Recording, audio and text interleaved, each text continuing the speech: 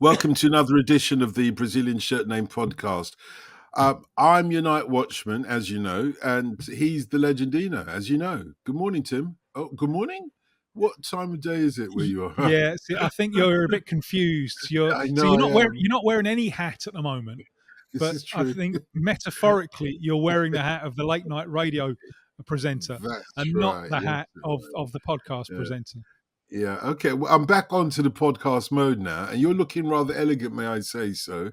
Thank you Which very is much. not unusual. It's not unusual, but mate, it's only me that you'll be, entertaining on this podcast. So you didn't need to make the effort, but thank you. Along with the mighty Theo Delaney, yes. I mean, I do Brazilian TV at least once every week, and you're only visible from kind of the waist up. And they always say, "Look at these fantastic shoes that you've got." You know, they're not, but no one's going to see them, and I don't care. They ain't for you, mate. They're for me. You know. Hey, do you know Elvis probably said that when he went onto the Ed Sullivan show for the first time? Because you know what happened? They thought all that Waist. wiggle of the Yeah, waist, none of that. None of that. the pelvis. We ain't corrupting the youth of America Oh, with someone wiggling his ass. Well, shoving his dick into the direction of the TV camera is what he was doing. That's your pelvic movement. And so they only shot him from the waist upwards. And he wore his blue suede shoes. And they said, "Oh, what a shame, Elvis. You got those great blue suede shoes on, but nobody's going to see them." And he said, "I don't care. I'm not doing it for you guys. I'm doing it for myself. Well, whatever you do, don't you step on my blue suede shoes." Theo Delaney of Life Girls podcast. Hey, great to have you back. Great to have you back. Thanks for having me. So pleased to be back. We are now quorum, Tim. We're three old geezers about to natter on and on about how things were better in our day. You started this, not me. I did, yeah. And let's spare a thought for our young producer, Rob.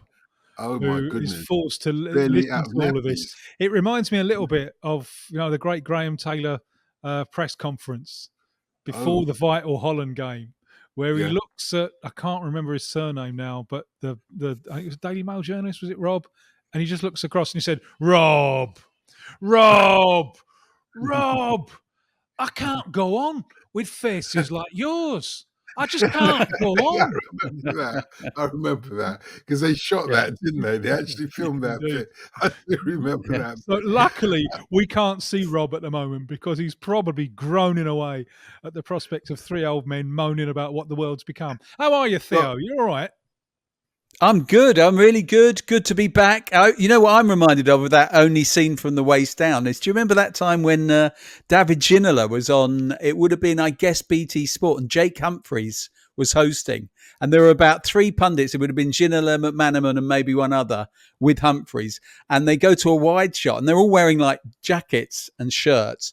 But Ginola's just got a scruffy pair of jeans on underneath. So Jake Humphries, as they cut to the wide, says, "Look at the guys. Old David obviously thought he was only going to be shown from the waist up," trying to take the piss out of him. So they went back to a close-up, but then, unbeknownst to Ginola, they went back to a wide and they caught him doing the wanker sign live behind Humphries' back. I was watching it live. It's the funniest thing. It's just going like that. McManaman's live.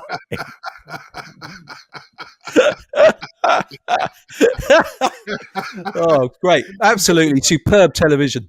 Well, he got him back. Let's face it. I'm impressed at the fact that a Frenchman knew the sign. But obviously, I suppose it's universal.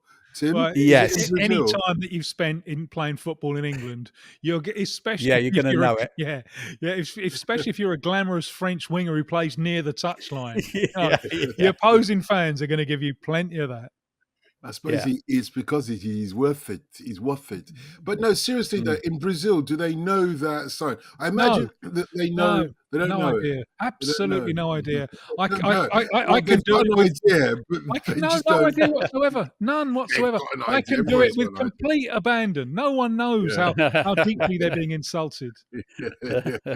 But do they know? Because most of the world knows the V for victory of. Universal, I suppose, acclaim. But do they know the Churchill V for victory? Do they know that? That was one finger only. Oh yes, one finger only. Yeah, they don't really understand the two. Yeah. You see, this is what I used to love when I went abroad. Not only did they used to do the one finger only, they also used to do the pump fist or the fist pump at the same Yeah. time. Whereas ours, I thought was much, much more convenient because not only could we Yeah. do one, and this was the biggest insult, partly because surely you only need one finger where that's going. But also, you could do a double. You could do both hands and still run away before you got to get round the air roll. You see, these are the three old men talking, Theo. I wonder Yeah. how much the Japanese understood of these things. But maybe with Theo Delaney back there in June of 2002, they got a chance to find out. Yeah, well, I don't know, but I do remember going to that. Do you remember you used to be able to go in Tokyo to the fish market, the fresh fish market, and they had the freshest sushi you could possibly get because they literally cut it off the fish. And so one of the things that tourists used to go is to go to those little sushi bars, which were basically like greasy spoons. They weren't at all posh or plush, but the sushi was like nothing you'd ever tasted, and the sashimi. So I went in there when I was in Japan. Still think they should cook it. Oh, that would be my recommendation. Yeah, Sushi. well, each to their own, But I went in there and had some incredible sushi once. And when I got up from the bar, I did a chef's kiss to the guy who made the sushi. And the whole place, it was like the slaughtered lamb, and everyone just went, oh! Everybody else in there was Japanese. And it was like, I think they thought I'd made some sort of sexual advance towards the chef. Because there was incredible awkwardness, embarrassment. People couldn't really look at me, and I left I wish I'd never done it. Basically, it was one of those moments of profound regret. Never do a chef's kiss in a Tokyo sushi bar, especially not one like that. By the written, market. Acknowledged, learnt. Now, so you were there in Japan, for the 2002 World Cup. I was. You had some coin at the time, didn't you? I did. I'm not going to deny it. I basically, the story of me being there was I was a high-flying advertising director of television commercials, and I sat with. Is high-flying literal or metaphorical when you're talking about advertising around that time? It's probably, I suppose, both. Yes. Nothing to do with Oasis, though, is it? Because they've got back together after high flying. That's true. Nah, that's a tenuous link. Don't get that one.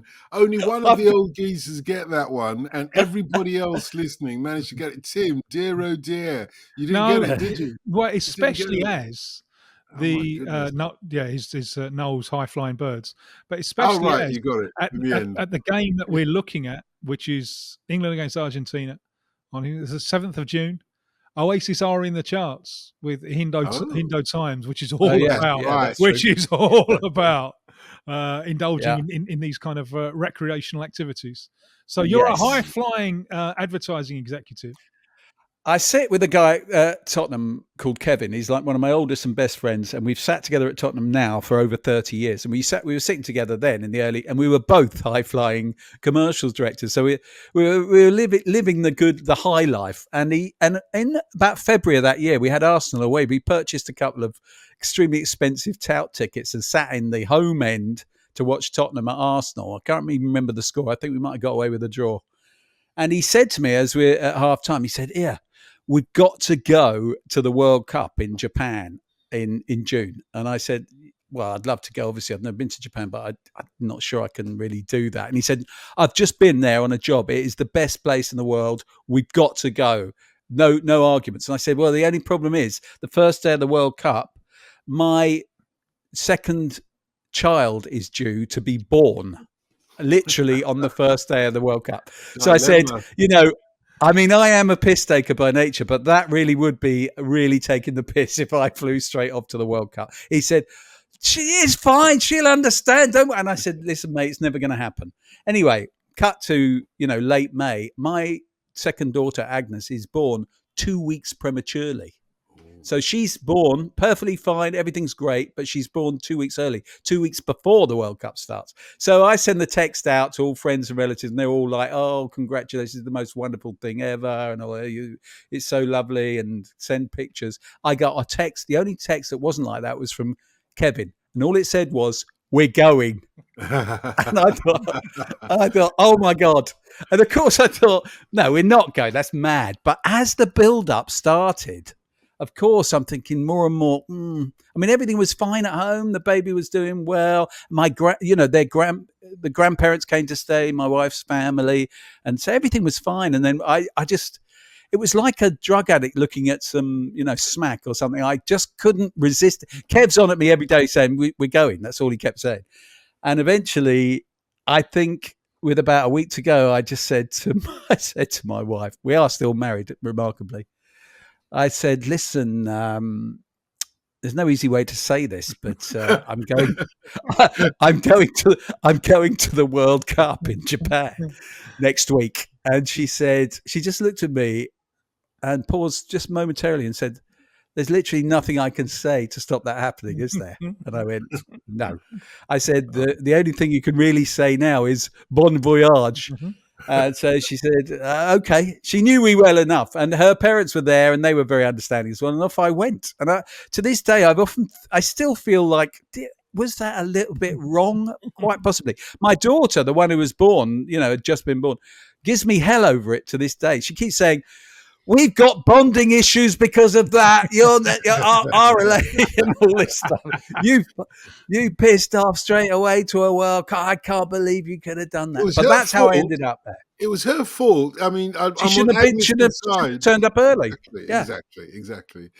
She did. You should have a stronger relationship with her as a result of that. Tim's already anticipated what we're talking about, as always, on the Brazilian Shirt No podcast. In case you're wondering, we do look at an iconic game from somewhere in the football firmament. So we're talking about the World Cup, which was in Japan and South Korea in 2002. You're on the Japan leg where England are based, because this is still a group stage match we're talking about, isn't it? England versus Argentina. And partly the reason that we're talking about it is because we heard this week that Sven Goran Eriksson, the former England coach, had passed away. And he was the coach for this game, and it was a return to hostilities for the third time, I think, England and Argentina, Tim, yeah?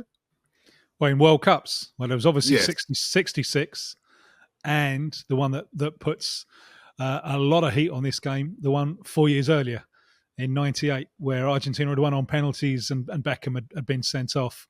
And that really set this one up very nicely. It's not decisive. It's a group game. It's a second game. Argentina have opened up, beating some rabble called Nigeria 1-0. I think England had a very disappointing draw with Sweden, if I remember right. That's right. Yeah. So this is the second group game. Argentina are one of the favourites for the tournament, and England, as we said, disappointing, dull draw with Sven's Sweden. So this is perhaps a more important game for England than it is for Argentina at this point. Yeah. We also should mention 86 as well. There were actually three major. Oh yeah. Yeah. So 66 was the one where he called all the players animals, wasn't it? Alf Ramsey at the end of the game. And wouldn't let the players swap shirts. There's that brilliant footage of him taking the shirts back. He's so angry that they would consider doing such a thing. Then there's 86, obviously Hand of God. Then there's 98, which I had attended in St Etienne when we lost on penalties and Beckham had got sent off. So every one of them, incredibly bitter, dramatic encounters, that no one's ever forgotten. Three of the greatest sort of World Cup encounters ever. And the most recent two in the memory at that point, we'd lost in bitter circumstances. So that's what set it up. And as you rightly say, we'd had a really drab opening, a bit like in Euro 96, where you play a team you should really beat, and it was a really terrible draw. In fact, we could have lost against Sweden. I watched that at home, then got on a plane. And so the stakes were incredibly high emotionally, but also in terms of the group. Yeah. From what I see of this, it was in terms of the lineups, it was a pretty evenly matched lineups, challenge, I think, from both sides. They both got well-known players. One of the highlights, of course, of the match is seeing a long-haired Maurizio Pochettino, but that was clearly the style amongst the Argentinian players. That's really it was at the time the kind of default style, of Argentine players. Yeah. What were your thoughts? So this is the first game that you saw in Japan, or had you seen? Yeah. It's the first England game. No. Yeah, I'd watched the first one at home on the telly. Yeah. So I'd basically gone out to. I'd never been to Japan. I'd always wanted to go to Japan. I was fascinated by Japan, and the thing about Japan that fascinated me was that it was every bit as advanced, in terms of technology and infrastructure and things like that, as every Western country, any Western country you could go to. But of course, culturally, it was utterly different. So it wasn't like going to America or going to Germany or something. It was like incredible. You had the sophistication, but so weird. That's why I was so keen to go. And I arrived on my own actually and walked around Tokyo for about 12 hours, just in a daze of wonderment. I was absolutely awestruck by it. But this game was probably, it must have been 2 or 3 days after I'd arrived. Kevin arrived. We were staying in Tokyo. Our plan was to stay in Tokyo and go out to the games from there. And this one was in Sapporo, which of course is an island north of the mainland. So we flew. We actually flew there. It felt like going to a different country. And when we arrived, this stadium was brand new. It was an absolutely stunning stadium, like the like of which we'd never seen. Certainly that we'd never seen. We had nothing like it in England at all. I mean, the new Wembley was far off, let alone Tottenham Hotspur Stadium or anything like that. It was really like science fiction. And Sapporo is it's a provincial place, but when we got there, it was absolutely teeming with English fans. In '98, when I'd been to see them play in St Etienne, apparently there were way more Argentinian fans. I hadn't really noticed that particularly, but that it is said there were like 3 or 4 times more. It's easy to explain. At that point, the dollar and the peso in Argentina were 1-to-1. Right. So Argentines were rich. And then at the start of this year, the end of 2001, start of 2002, Argentina just absolutely tanked. It just completely tanked. And I was there just before the World Cup, and everything was closing down. There was only 2 things going on: selling umbrellas because it was raining all the time, and buying dollars. That's all that was going on, and that explains something of the importance of this game to Argentina, because this particular team, they were almost like holding the country together. The country that's falling apart, and this team, they had been fantastic in qualification, really fantastic. It was the coach was Marcelo Bielsa, and it was a South American team with European dynamism, and they just blitzed their way through qualification. They had been terrific, but then you come to the World Cup, and I think, it's probably FIFA's view as well, that this is probably the all-time worst World Cup. Doesn't mean really? It doesn't mean there's no drama. There's lots of drama, and there's lots of drama in this game, but in terms of the technical level, it's a dreadful World Cup, because everyone who's played the European season is absolutely on their knees, totally on their knees. And this started very early. It started in May, this World Cup, in a bid to avoid the rainy season in Japan and South Korea, to get it in before the rainy season. And the Champions League at that point, amid the hubris, there were 2 separate group stages, so there were more games. Oh, yeah. So those who'd come through the European season were just on their knees. And one of the reasons that Brazil won this is Brazil's physical preparation was much, much better. They worked it all out, physical preparation, and they got their players fitter. But practically everyone else who played the European season just couldn't walk. France were the favourites, and they lost Zidane injured in a warm-up game. They tried to bring him back on one leg, so they were knocked out without conceding a goal. Portugal, I think they lost 4-0 to the States. They had one of their all-time great sides, but everyone was shattered, and that really applied to Argentina, because to play Bielsa ball, you've got to be fit. You really have got to be fit. It's a very, very intense type of football. And they weren't. They just weren't physically fresh enough. They lost, and this is of great relevance to this game. their best defender. He's on the coaching staff now, Ayala. They lost him in the warm-up of the first game against Nigeria, so they had to take him out, and they ended up playing Placente, who just wasn't up to it. Veron. Now it's Bielsa's 3-3-1-3 formation with the two wingers, the Batistuta as a central striker, and Veron as the free-ranging playmaker. Veron wasn't anywhere near fit, and they took him off at half time in this particular game. So it was an Argentina side, and they dominated Nigeria but only scored one. This game, I don't know what your thoughts on it were being there, but they dominated most of the territory for most of the game. There were a few minutes, and England always had chances on the counter, and there were a few minutes when Argentina lost control. But I think Argentina had most of the possession and most of the territory for most of the game. But the story of this World Cup for Argentina is that they just weren't physically fresh enough to transform all of that running into clear-cut chances. And it was a very, very bitter defeat this for Argentina, because they go out in the group phase, and the final game is against Sweden. They have to win. They pummel for 90 minutes, concede a one goal. I think it's probably Sweden's only chance, a long-range free kick. And they drew 1-1.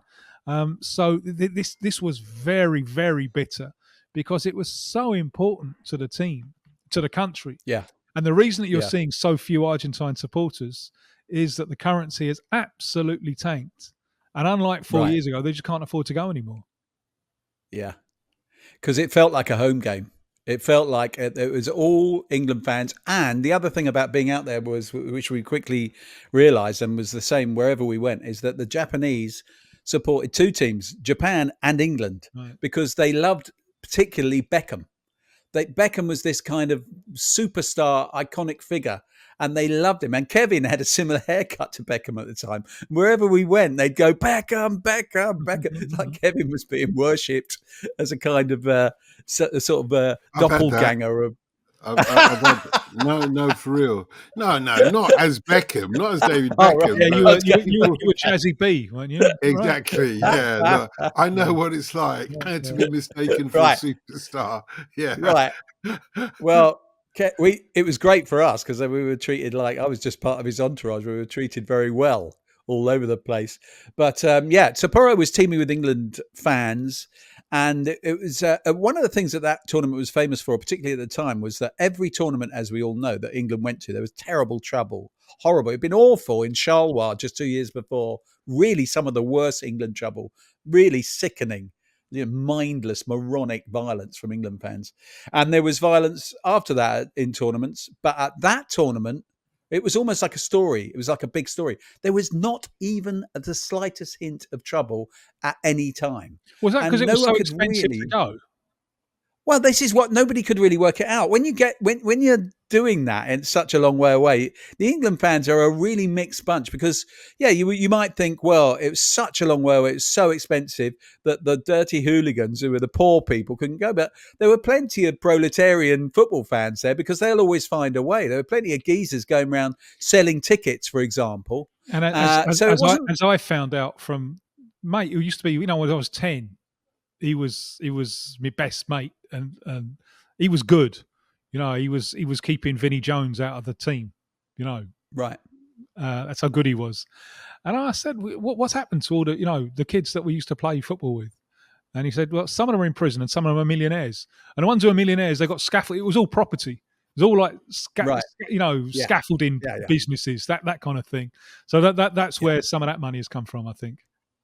Yeah, I mean, there was a real mixed bag because you had people.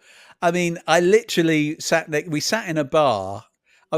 Kevin and I were hanging out with Chris England and Nick Hancock, who'd become, Nick Hancock was a big TV star at the time, but also they'd written an evening with Gary Lineker based on Italia 90. So they had this they were very much part of the fabric of English football fandom.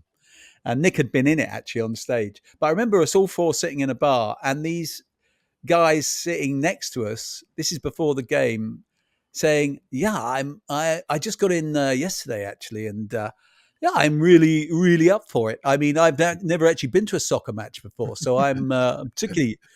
And we were like, oh my God, Jesus Christ. This is like, imagine being an England fan. This is like literally one of the biggest games ever in history. And this guy's just swanned in from the city because he thought it might be a laugh. So you got all sorts of different types of England fans there. But of course, I mean, the game itself was a whole story. I mean, I would say the two best parties I've ever been to in my life were after Spurs won the cup in '91, and the whole of Tottenham High Road became this incredible, spontaneous street carnival well into the early hours. But the other best one was in Sapporo that night. It was unbelievable. And all the clubs, and they all stayed open. And Japan had never seen anything like it because they didn't really do those outward, demonstrations of joy and communal partying, spontaneous partying. There was more to come because, of course, Japan did well in that group stage, and they were out celebrating their own victories.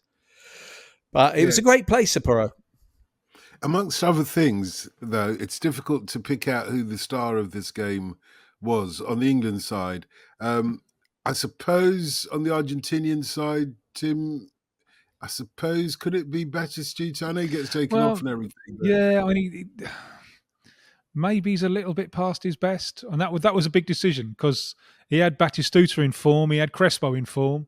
And Bielsa's system would only play one of them, because he wants his two wingers and he wants his central striker. And there was a lot of pressure to play them both, and he wouldn't do it. He said, in an Argentine version of Ange Postecoglou, he said, "This is the way we play, mate." So that's it. Possibly Ortega. Pablo Aimar did quite well when he came on at half time, jinking little midfielder when he came on for Veron. Maybe the England heroes are the centre backs, Sol Campbell and Rio Ferdinand. But when you look at this England team, and the lineup is sensational, spectacular. I think really is. It's a fabulous team, and look at maybe even in comparison with the side that we sent to the Euros now, and Ferdinand and Campbell in the middle, and even Danny Mills has a good game. Danny Mills is quick. And I think that was needed against the Argentine wingers. Ashley Cole, terrific player. You got Beckham, Butt Scholes, Sinclair came on early because Owen Hargreaves got injured, and Trevor Sinclair had a really good game. Played really well this one. And then you've got the Argentines just terrified of Owen because remember what he'd done to them 4 years earlier, running at them. So they're terrified. It's a really, really good team. And my question here, maybe it's a doubt, maybe this is cruel on Sven, but I have an idea that sometimes victory is paved by defeat. You lose somewhere and that sets you right. I actually think in this one, maybe defeat was paved by victory because I think the team are just too passive. Given the amount of talent that is available, I think they're too passive. And I think they sat too deep, and it worked against Argentina. Yeah. And then it didn't work against Brazil. And, the same game, we go ahead early against Brazil. And it's just all too negative and too passive.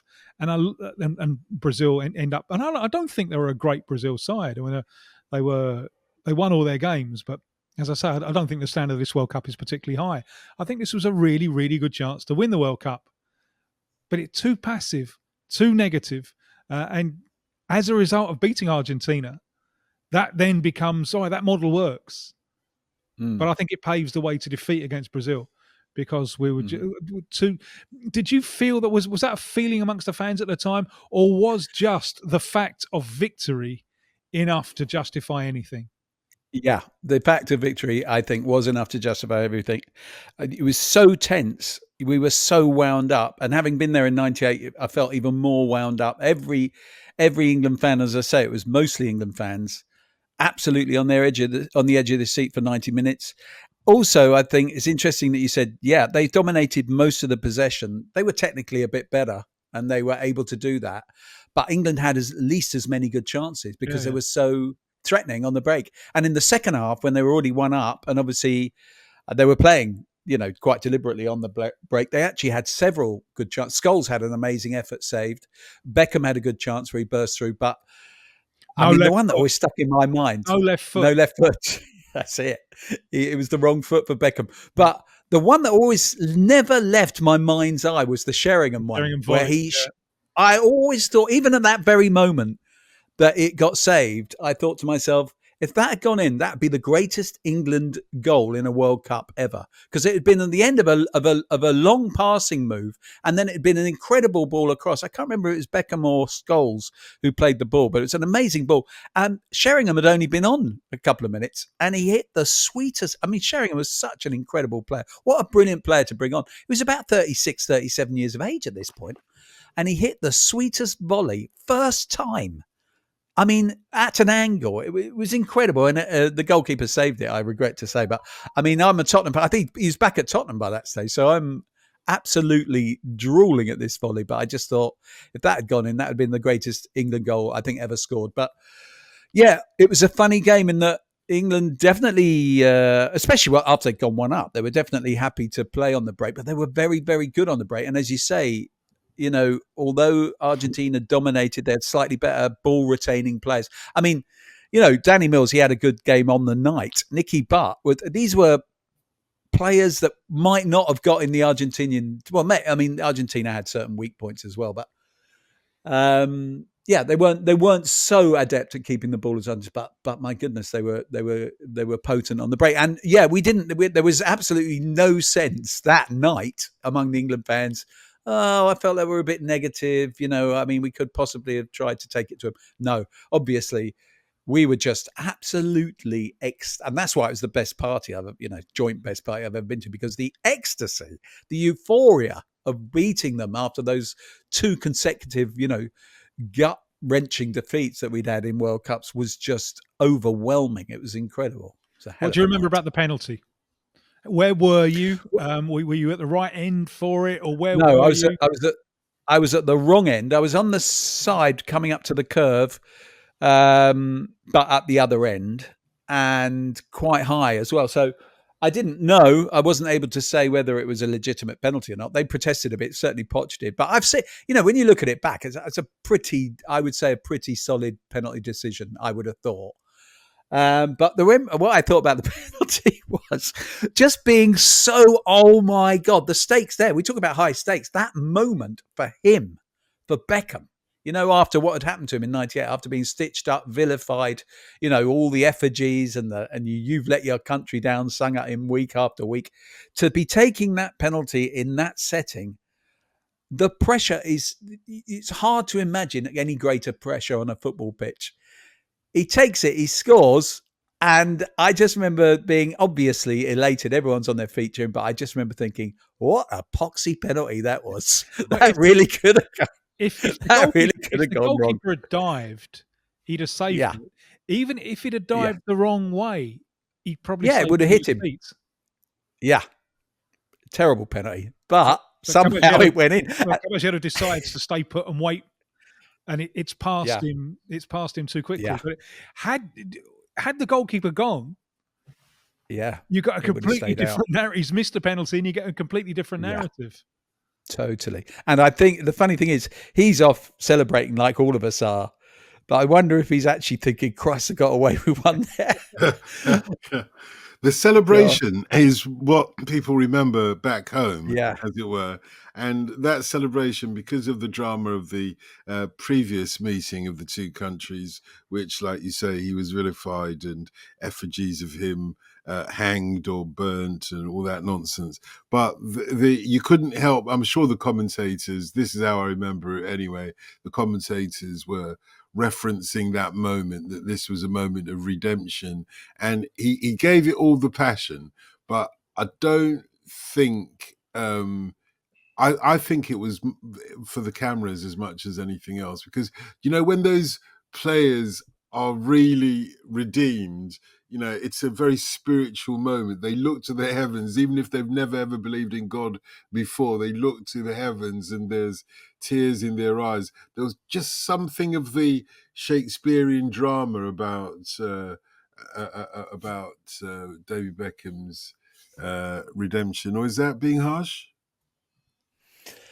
Well, I mean, you can't help but be aware that the whole world is watching, the whole country's watching, all the people that have said all those terrible things about you are watching, all your family's watching and everything. I mean, you can't, it's impossible to detach yourself from that. And so I guess there's, God, it's so hard to say, isn't it? Whether how much of it is performance, how much of it is real. Well, no, we don't know what goes on in a footballer's mind, but we know the footballer, don't we? We know the footballer, and I have no truck with those who were abusing him and his wife, etc. And I would like to think that this was, you see, eat your words, take it all back, Yeah. This is me showing you that I'm greater than you. I would like to think that, but then I know that when moments of redemption often bring me to tears watching it on behalf of the footballers, all the sports people generally, but the football, there's something about that I kind of knew it was coming. And anyway, that aside, second half though, what kind of a game was that? Because this is still the first half we're talking about. Well, I mean, from my point of view, sitting in the stand, it was one of those things where every single second you're eaten up with tension, and you're just absolutely, in a state of every kick of the ball, every decision. You turn into a mad person in those situations. I mean, obviously you do it with your club, but you do it in those days. I never really cared about England as much ever again after that. That was probably the last time I ever got as eaten up with England as I get with Tottenham Hotspur. I don't really know why, but I was completely consumed. I was nuts. And I think most of the people around me, apart from the old Johnny come latelys, are going, yeah, what time's it finish exactly? I wouldn't mind just going and seeing if there's more than one of them. Or is this bloke following you around? Oh, yeah. No, there would have been more than one. Is there another interval, or do you only get the one? I don't know. Yeah. Where's the action replay? Yeah, it's great, but I'm a little bit bored. How long is it? What time is it finished? No, but I was eaten. I've totally eaten up. I think Kevin was. Most of. I mean, there were plenty of genuine football fans. Many more genuine football fans who would have been eaten up by the drama. I've no idea whether you could describe it as a good game. No idea. Absolutely oblivious to that. But in terms of, was I gripped? I was 100% gripped, and the way the scoring went meant that it was always in the balance, of course, and they looked good. They were a great side, as you say, Tim. They had a selection of superstar players, and you knew they had the kind of players, those players that can just at the turn, just do one thing and then change it, just make a goal on their own, and England really only had a couple of those, but Argentina had more. So you're on the edge of your seat the whole time. It's absolutely gripping and torturous. But of course, when the whistle goes, it's all worth it. In terms of powerful stadium experiences, where does that rank? Oh, right up there. Right up there. Yeah, I mean, in terms of, as I say, on my podcast, Life Goals, it's all about what football makes you feel. The reason why we do goals is goals it make you feel something so extreme, visceral and emotional that you never forget it. And the old Chinese proverb, tell someone something they might remember, make them feel something they'll never forget. That is at the basis of it.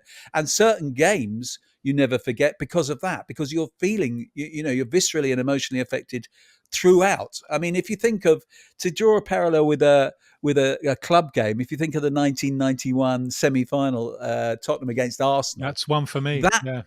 Yeah, there you go. I mean, that feeling of being absolutely constricted the whole time. You are gurning and just every single second, every twitch of every player is something that you're affected by. And this game was right up there. Yeah, this was on that level. This is the highest octane or game you could be to in terms of how it affects you, I would say. It sounds like it was an amazing experience. And Japan, on the whole, you've said you'll recommend. Oh yeah. But how long did you stay? Did you stay all the way?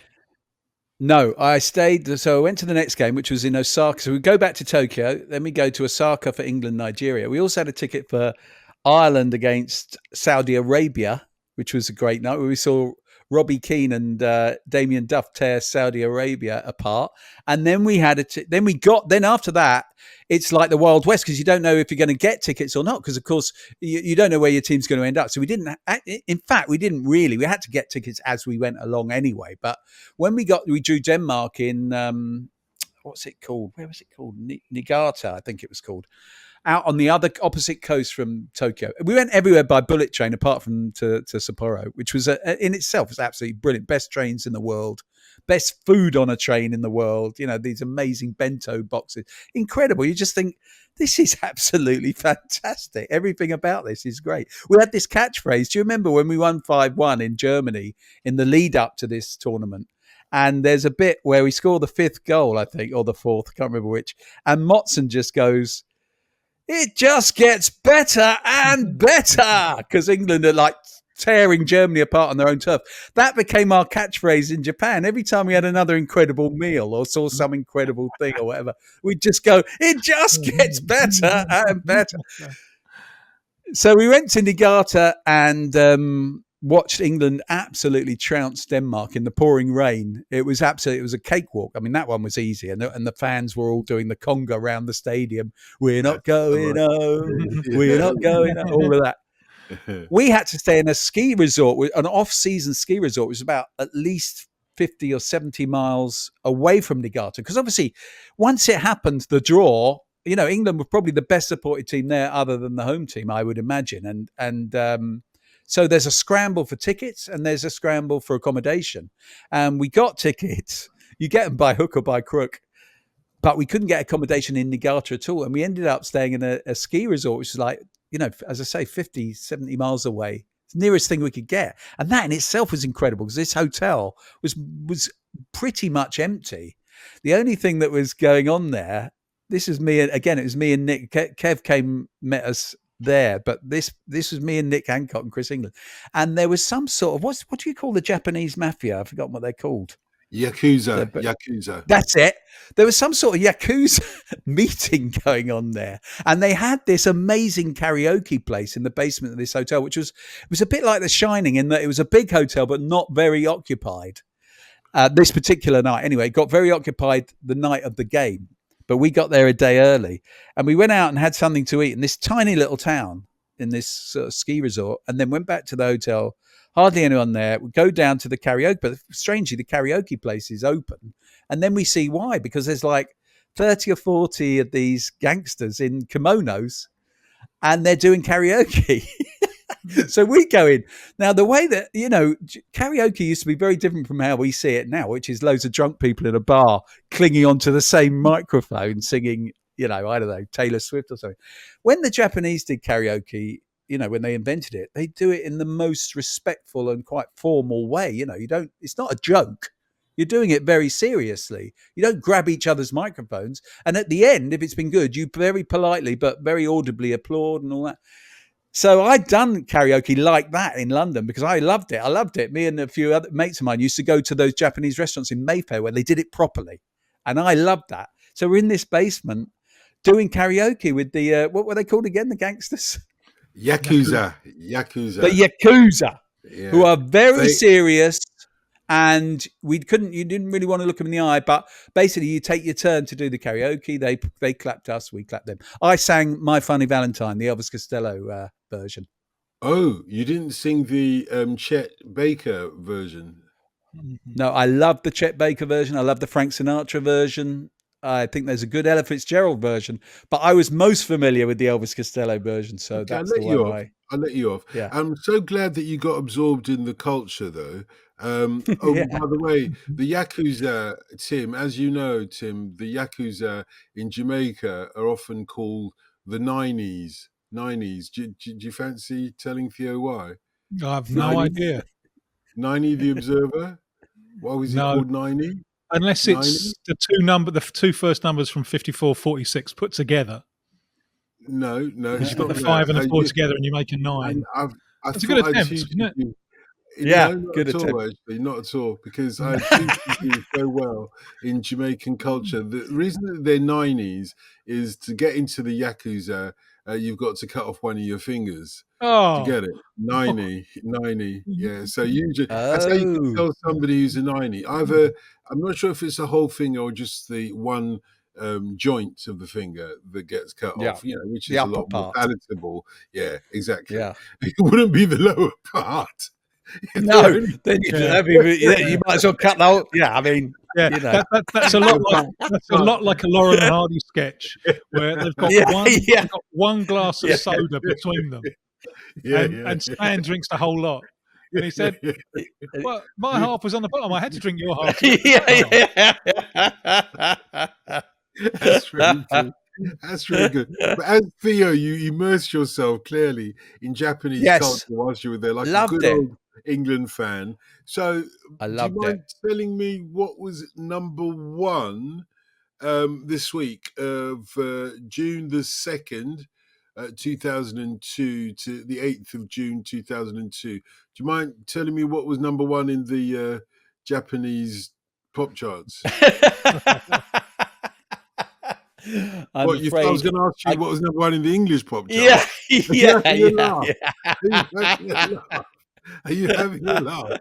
Well, number one Yeah, in the Japanese pop charts was yeah. Another Days. Another Days. I think it's something slightly lost in translation there. Another Days, plural, by what looks like wins, but they've got a dash between the W and the ins. I suspect that some things were lost in translation. They were Japanese pop boy band, so it's the influence, and it's interesting. That's the one thing I suppose that FIFA got right, to do a joint World Cup in Japan and South Korea, because the one connecting point, apart from obviously historical connections going way back, the one modern connecting point was K-pop. You see, K-pop boy bands are, dominating the South Korean landscape, and in the Gangnam style, so to speak. And at the same time, they're dominating the Japanese landscape. Thankfully, in the British charts, no such luck. I say thankfully, but arguably it might be unfortunately in the British charts, no such luck. There's Because I not a lot think to we'll be all thankful agree. for, is there? No, there isn't. There is- I don't have a Cadillac with white walls because there's nothing to No, be no. thankful Just to be for. great. Oh, Don't be virtually, grateful for what you got. don't be thankful, yeah. No. And especially the number one song. Do you want to do your party piece now, Theo? What's number one in the British charts that should never, ever in a million years? Talking of karaoke. It's a good Yeah. point. This Very is good point. this is a record that should never have been released. Never mind, got to Yeah. number one. But it's one. It's an absolutely fantastic song. And this version is not. Let's just say it's not the best version of it. It's Will Young is at number one with "Light My Fire," the Doors classic. Do you know? I mean, I don't know. What I think about this is there are certain songs that shouldn't be covered anyway, and arguably Mm. this is it. Although Jose Feliciano did a version which kind of, kind of worked back in the 70s. Otherwise, leave it to the Doors. Jose Feliciano, apart from that, anybody else tries this song, they're going to fall flat on their face. And Will Young, who literally is the epitome of an X Factor boy band or boy There's a lot artist of that around, isn't it? I mean, I in the was chart. away. At that time, Yeah, yeah. I was away by this time. But what seems to me, the Britpop thing is now gone, isn't it? That's Yeah. And what's filled the vacuum?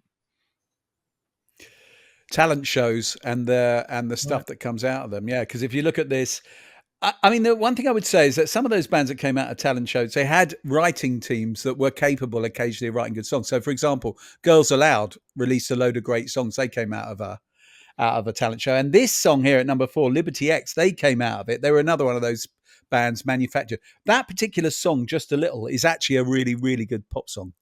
But I mean, again, it's come out of X Factor or whatever the thing was before it, Pop Idol, one of those things. Yeah. Then you got Ronan Keating, another boy band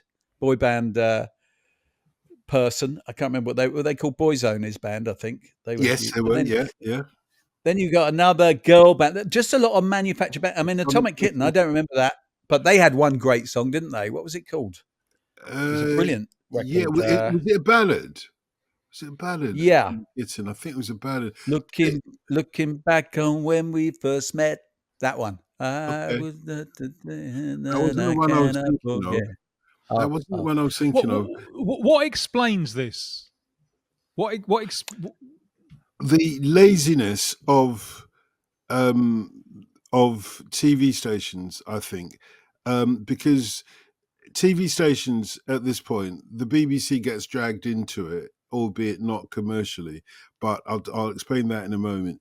TV companies, maybe it's the rise of the internet, where suddenly you've got the competition from the social media sites that's competing with television.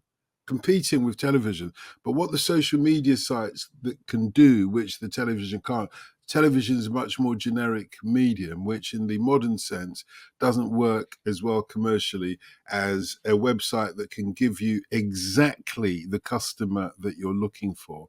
And how do they know that? Well, because they've tracked everything else that the customer has been looking for and know now if you market it to these people, they're going to get that. So they bring in a game show format, which is nothing new. It's been there since before Huey Green's Opportunity Knocks. Opportunity Knocks was part of the generic system. You know, you might not like Lenny Henry on Opportunity Knocks, but you might like Lena Zavaroni on Opportunity Knocks. So there was the catch-all. Suddenly, they took that element of jeopardy away and difference away, and they formatted a program for commercial channels to say, if you want people between the ages of 16 and 24 or whatever the demographic might be, or more women or whatever it is, then this is the program, because everything on this program is going to be devoted to you. And I'll tell you how they know that, because they control the artistic output of the people that are on. So the people get a moment to do their little party piece and get co-opted on or not. But then after that, everything is controlled.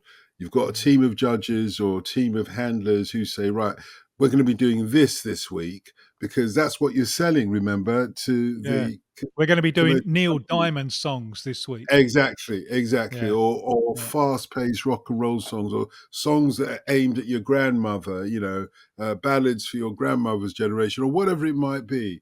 And they, as Theo said earlier on, they also control the songwriters, and you have to end up performing one of the songs by the songwriters, you know? Right.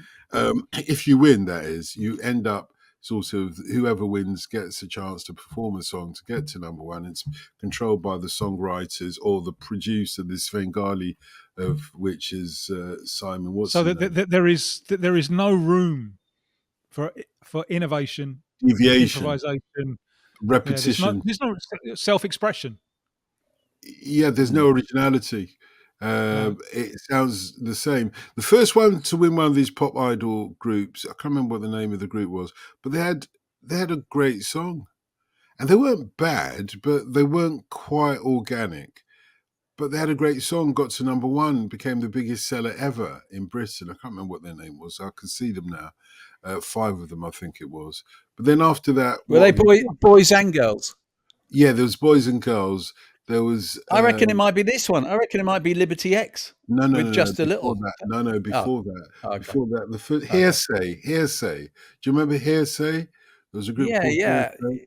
They got to number one, biggest song ever. They were the ones who won Pop Idol. I think they were the very first ones to win Pop Idol, and then Will Young came along and.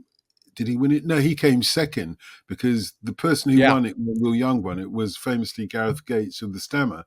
Everybody went for the sympathy vote. You see, you're not even voting for the best one, Tim. And the BBC, I mentioned the BBC. The BBC felt that they had to get on the talent show sort of thing, because it was an easy winner for, even though the BBC is not commercial, they do have to compete, particularly in the big name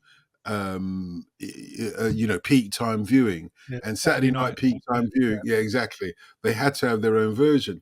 and their own version. It was initially called the Fame Academy, I think, or something like that. And Yeah.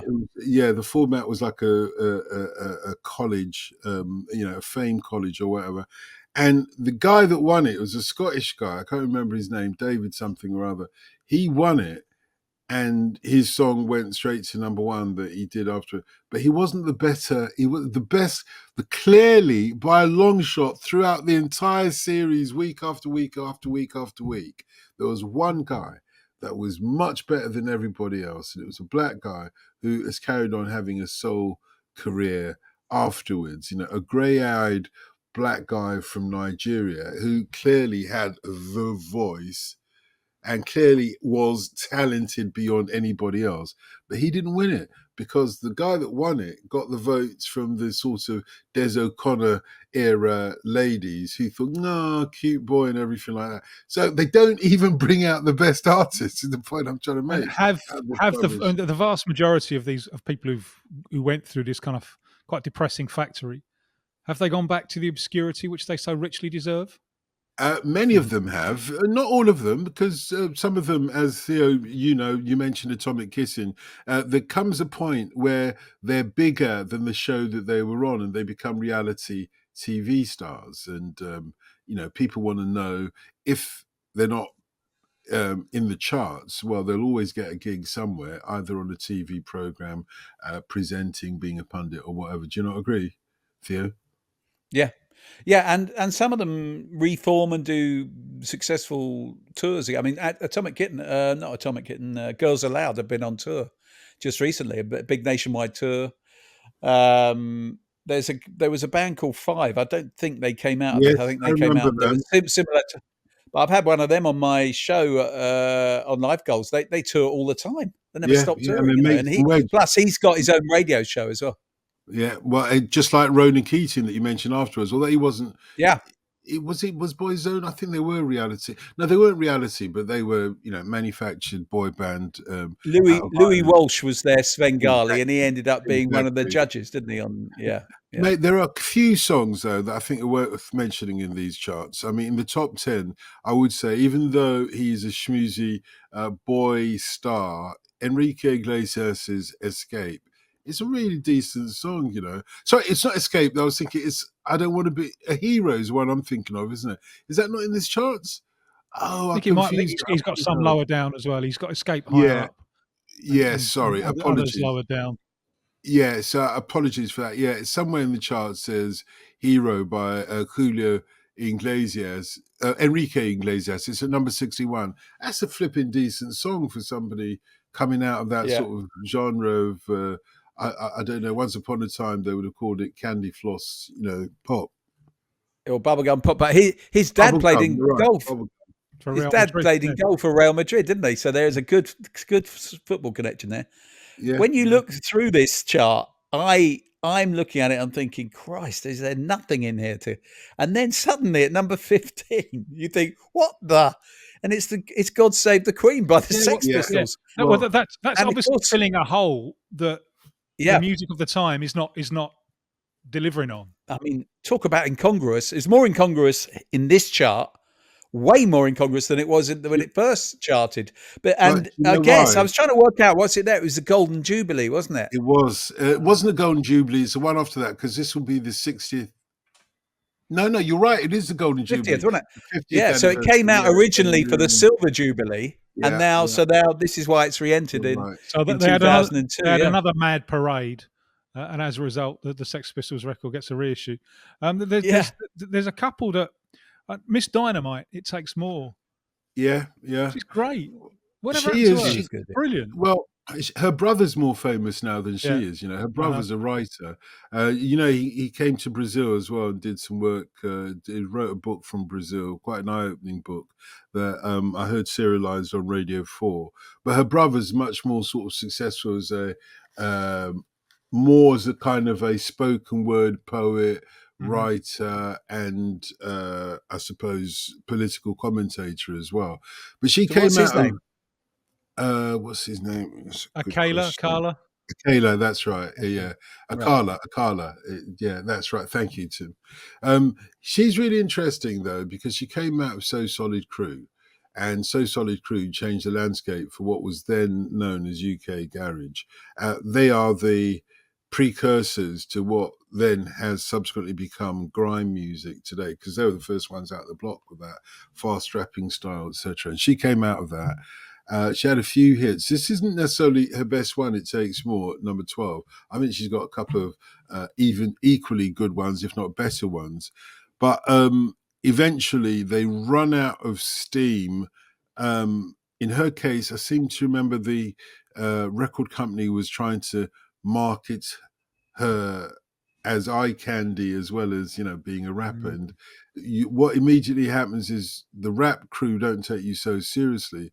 And there's a long history of this in British rap, contemporary British rap, where they sort of like see Betty Boo, you could argue, was part of that unfortunate sort of thinking from record companies, whereas she wasn't a bad rapper, Betty Boo, and she had a knack of bringing in some sort of UK house tracks underneath to give her rap some sting and so on. But there's quite a few people like that as well. And that's when I started sort of, I think she did an album that didn't quite hit or whatever, and then you started realizing, okay, they've gone in the wrong direction. Sometimes they can override that, but I haven't seen any of the female rappers coming through overriding that in the UK. It's a shame because she's got something to say for herself. She's intelligent. Oh yeah, Rihanna at number 27 with "Oh Baby." I think it's one of her better tracks actually. That she's got something to say for herself. She's more than just what you would think she was. Oh, here's the other one we mentioned earlier. The number one record by Will Young, a cover of "Light My Fire," a song that should never, ever, ever, ever be covered. But there's a worse one. The guy who actually came first, as I mentioned in Pop Idol. When Will Young came second, Gareth Gates, he's in the charts at number 36 with a cover that, again, oh my God, what possessed him? Unchained Melody. Are you having a flipping laugh? Unchained Melody. I mean, there are black guys that can't cover that. Remember, Al Green, even Al Green tried to do it and didn't quite pull it off. Oh, so this one, he hasn't got a ghost of a chance, has he? Of course not. Yeah, I get it, Tim. Don't worry. Thank you. I got it. Theo was a bit late on it, but we got there in the end. But honestly, in the shock of seeing that, and I thought, oh my goodness gracious. There's one that I want to talk about, which I don't think it's a good song at all. Billy Bragg. Yes, it's interesting in the context of then, and maybe even more interesting in the context of now. I don't understand why he did this, because he writes really great songs, and this is by a long shot not one of his greatest songs. It's called Take Down the Union Jack at number 46. He tags himself as Billy Bragg and the Blokes. I wondered whether it was ironic, a kind of a John Lennon kind of irony, but it's not, is it, Tim? No. Well, I think Billy Bragg has thought long and hard about patriotism and what does it mean? What are you identifying with? What did you feel, Theo, amongst the England fans, 2002? What were you identifying with? Was there stuff there that? Because I always have a problem with nationalism. Yeah, of course. The last refuge of the scoundrel. Indeed. As somebody said, Dr. Johnson or someone said, and that's, of course, what underpinned all of that violence that we talked about, this crazed kind of foaming at the mouth nationalism. When you saw that in Charleroi just 2 years before, there was genuinely a peaceful vibe about the England fans there. It's almost as if, of course, I'm not suggesting this really happened, but it's as if they'd put something in the water or even the beer, and everyone had been tranquilized, because you saw, as I say, it wasn't all just people who could afford. There were a lot of the core England fans that always went. They were there. You could see them.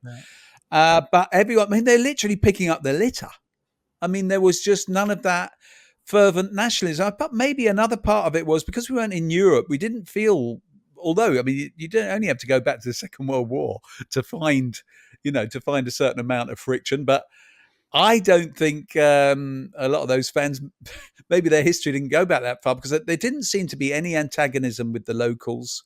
There weren't huge amounts of other European fans. As I said, we've covered the fact that there weren't many Argentinian fans there.